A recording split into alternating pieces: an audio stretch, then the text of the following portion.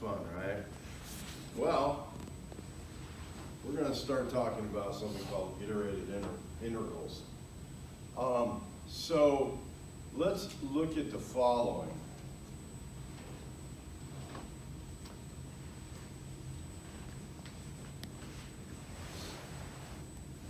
Since we're working in two variables now, we're actually going to have new notation that we're going to be dealing with.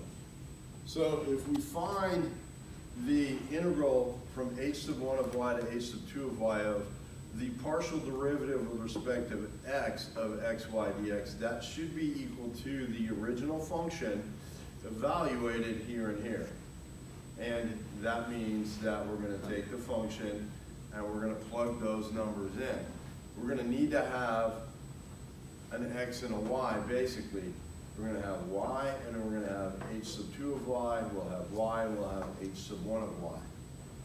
We can do the same thing if our limits of integration go from g sub 1 of x to g sub 2 of x, except now we're looking at the partial derivative with respect to y, and when we go ahead and integrate it, we should get f of x, y. These will be identical, okay?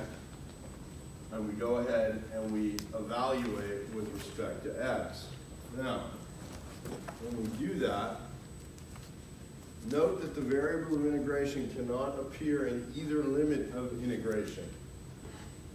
So if we look at our functions here, notice that we are integrating with respect to x, but our limits of integration are with respect to y, okay? And that's an important concept to keep in mind. So, like this says right here, that makes no sense. Okay? I cannot integrate with respect to x when my function is y and my limits of integration go from 0 to x. Now, technically, if you're holding y constant, yes, you can, but we're not doing that right now. Okay? So, we want to evaluate the following, which is going to be this beast.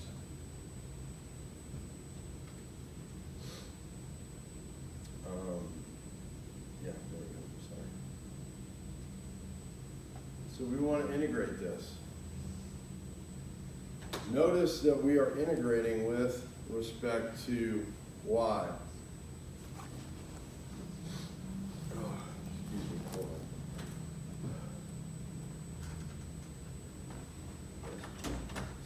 Thought I was going to sneeze horrifically.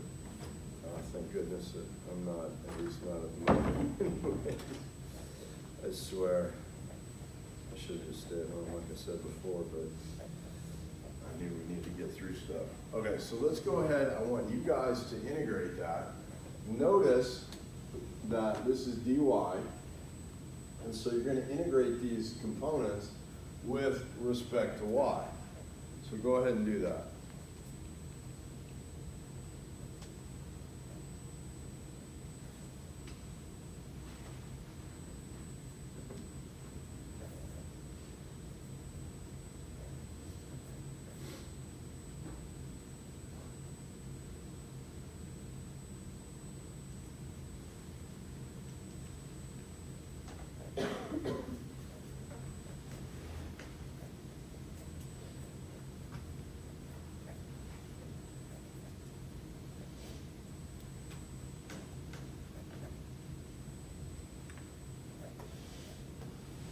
And since the limits of integration are in terms of x, you should be able to eliminate the y component. But what do we get when we integrate this? Let's see what you guys got.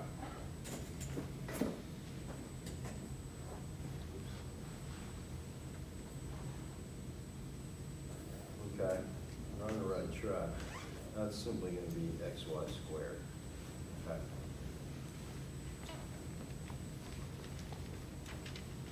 I haven't really worked on much. I was still writing down those. Oh, okay. Oh, you writing down all that? Yeah. Well, why aren't you taking pictures of it like everybody else? Oh, I'm taking a video for John. Oh, okay. He's sick today. Oh, poor guy. I understand how it feels. So what'd you get? Okay. All right. So let's look at this.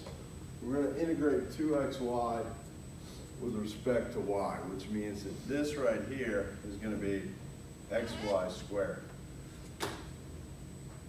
Oh, man. Thank you. I apologize for sneezing so much. And over here, we're going to go ahead and integrate 3y squared, and that's going to be what? That's simply y cubed. But we're going to evaluate that from 0 to 1, correct? Not 0 to 1, 0 to x. My brain's not working today. No, 1 to all right, stop me before I hurt something. There we go. So go ahead and evaluate. That's simply going to be equal to x times x squared plus x cubed minus x times 1 squared plus 1 cubed.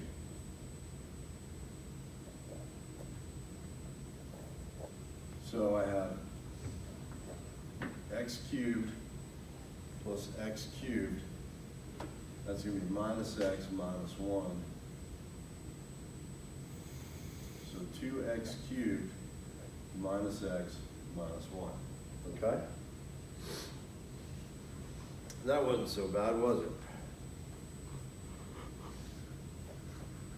So now what we want to do is understand that since we have functions in 2 variables, I can go ahead and do something known as a multiple integration. So let's go back to this original problem right here, or this original setup, which is the integral from 1 to x of 2xy plus 3y squared dy. Well, we already know that when I integrate that, I'm going to come up with another function, right? Which means that technically, well, not technically, very much so, I could integrate that with respect to x. So, you do what's inside first, and you get that, right? Which means that this stuff on the outside is now going to apply just to this.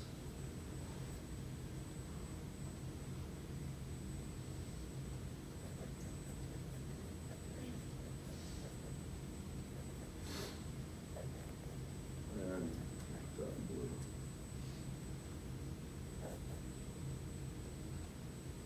Where do we get 1 to 2? I'm integrating the integral with respect to x from 1 to 2. Was that the problem? I just made that up. Okay. I just pulled that out of nowhere.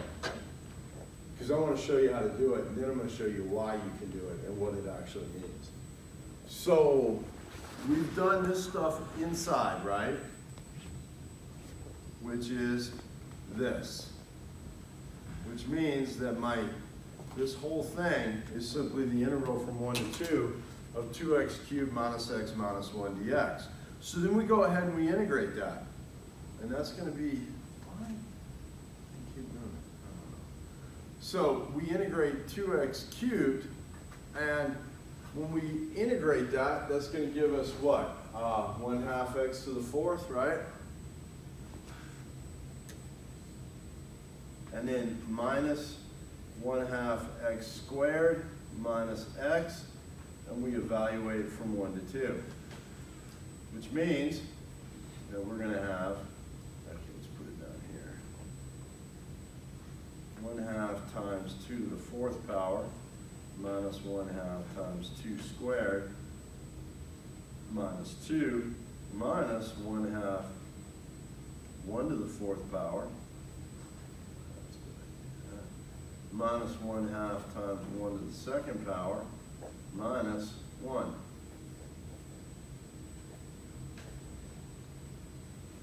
So, let's see, this is going to be 2 to the 8th, which is going to be third, which is going to be 8. And that's just simply going to be 2 minus 2. These negative signs will apply to all 3 terms in there. This is going to be negative 1/2. That's going to be plus 1/2. And then plus 1. So what do I end up with? Well, those will add to 0. And I've got 8 minus 2, which is 6, minus 2, which is 4, plus 1, which is 5. Okay? So that's your first foray into double integration. Now, why do we care? Because, as I said, way back when we were trying to find area of a region in a plane, we had to find the upper function, subtract the lower function, make sure that those were correct, and then go ahead and integrate on those certain limits of integration. But now, what we can do is we can use iterated integrals to help us solve problems that before took longer. So this iterated integral goes from a to b, the integral of a to b of the integral from g sub 1 of x to g sub 2 of x of f of xy dy dx.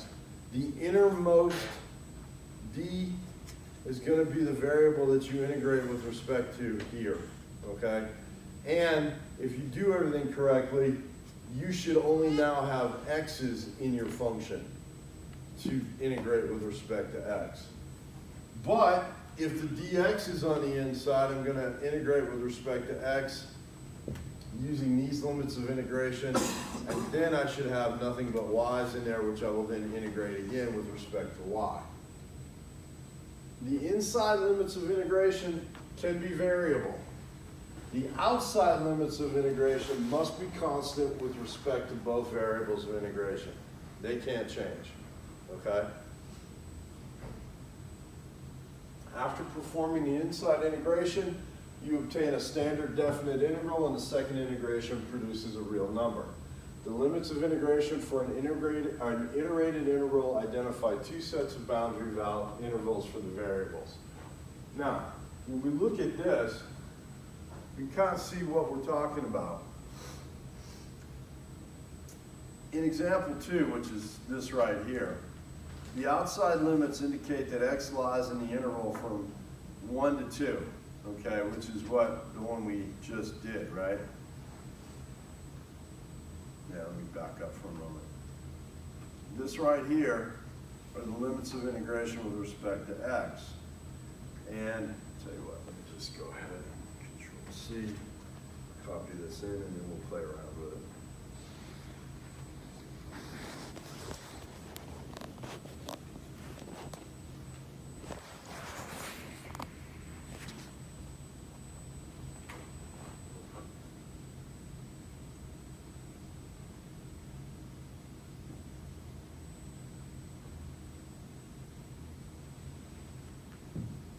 There, okay. So, what we have here is this area underneath the curve. The curve is y equals x here. The first integration, the outside integration is going to refer to the x limits. Okay? The inside integration is going to refer to the y limits of integration. But I'm going to use x as my upper limit because I don't know how wide this thing's going to be or I should say how tall this thing is going to be. You could find this upper limit by evaluating the 2 in the original function if you need to.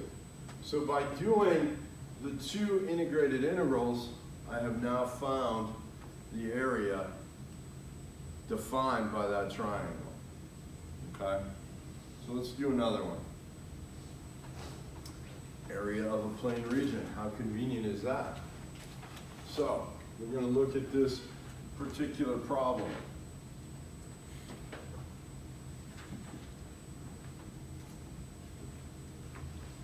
And we're going to look at this function, or I should say region. We'll notice that it's bounded by a g sub 1 on the bottom and a g sub 2 on the top, and then it's bounded by some a and some b along the length of the region.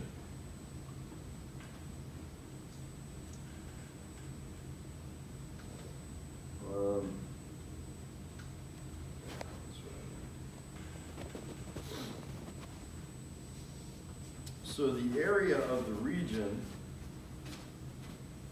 can be defined this way. This is the area of the region.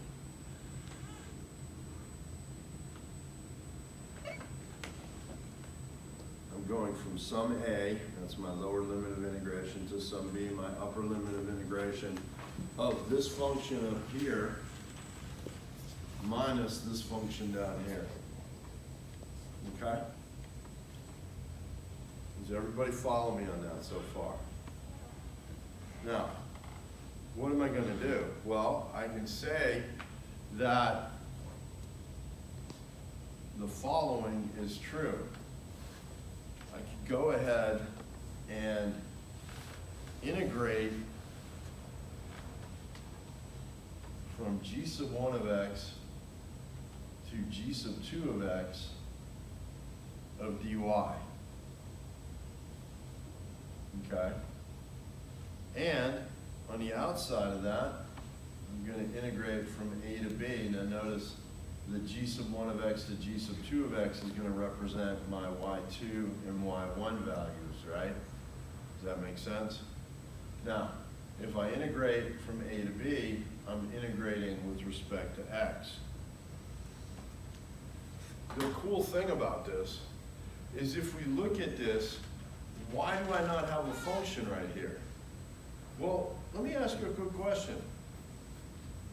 When I take g sub 2 of x and I subtract g sub 1 of x, what is that actually going to give me? Well, think about it. I take this point right here, and I subtract this point right here, i.e., this is y sub 2 minus y sub 1, which should give me a what? Some y, right? Because that distance is going to be equal to some y. I don't know what it is, neither do I care what it is, okay? Because I'm tracking back to the y-axis on this. Which means that I don't necessarily have to have a function in there. I can just integrate dy. Well, what's the integral of dy? It's just y.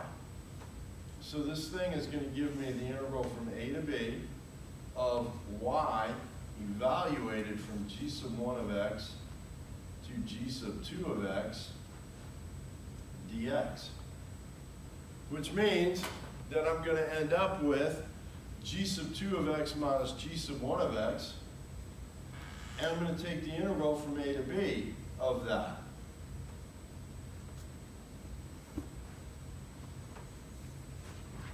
Oops, I'm sorry, that should have been dy right there. And this is the dx. No, They should both be dx, right? Say what? They should both be dx, right? Because you're integrating the dy already. Yeah, that should be dx. I'm sorry. You're right. They're both dx. Because I'm going from that one to this one. I took care of the dy. And then,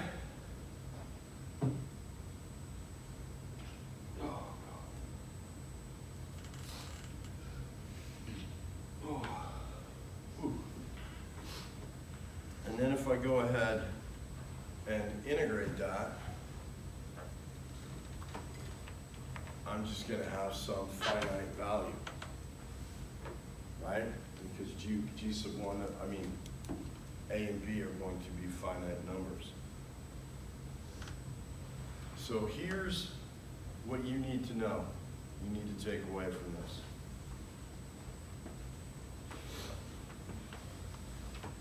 Let's see, I want to all the way up. Nope. Let me go back.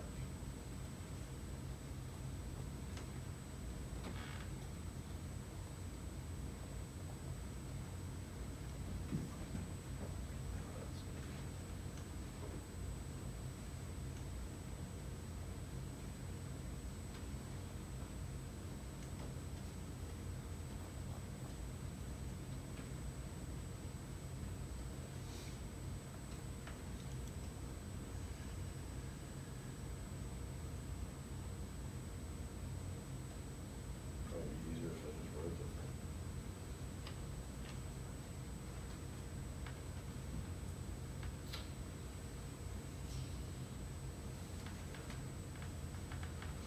Down here.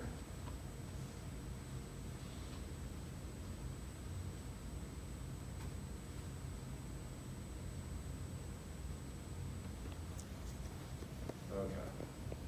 So, specifically, consider x to be fixed and let y vary from g sub 1 of x to g sub 2 of x. And we can write down this integration, okay? And combining the two integrals that we had originally talked about, we can come up with the following.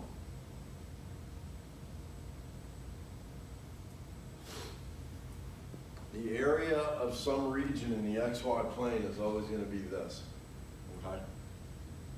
Which means I'll evaluate y and then I'll evaluate x. And that last integral will be the area of R.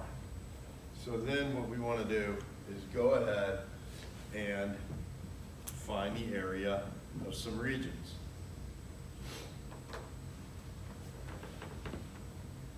And how do we do that? Well, let's do some examples.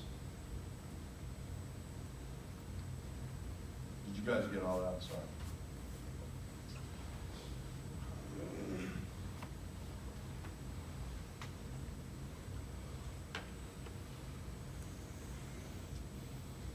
Oh yeah, first off, let's look at that. The order of the integration. If it's like this and I've got a delta x for the width of my rectangles,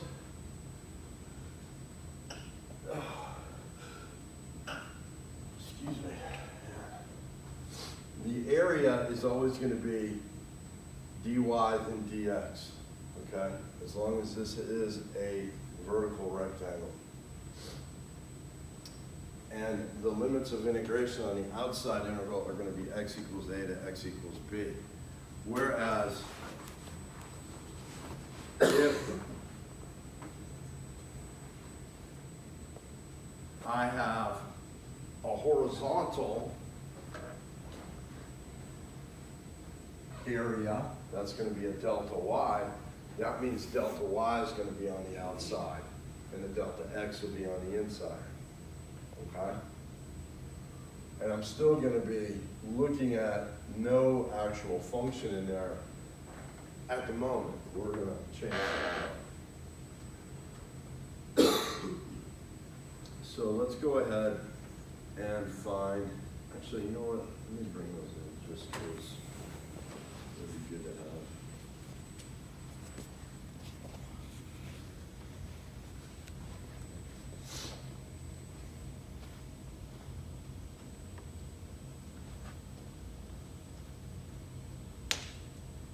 Okay. So now you understand the difference, or hopefully understand the difference between the two. Okay? Now, let's do a problem based off of that. And let's see, let's go ahead and use an iterated integral.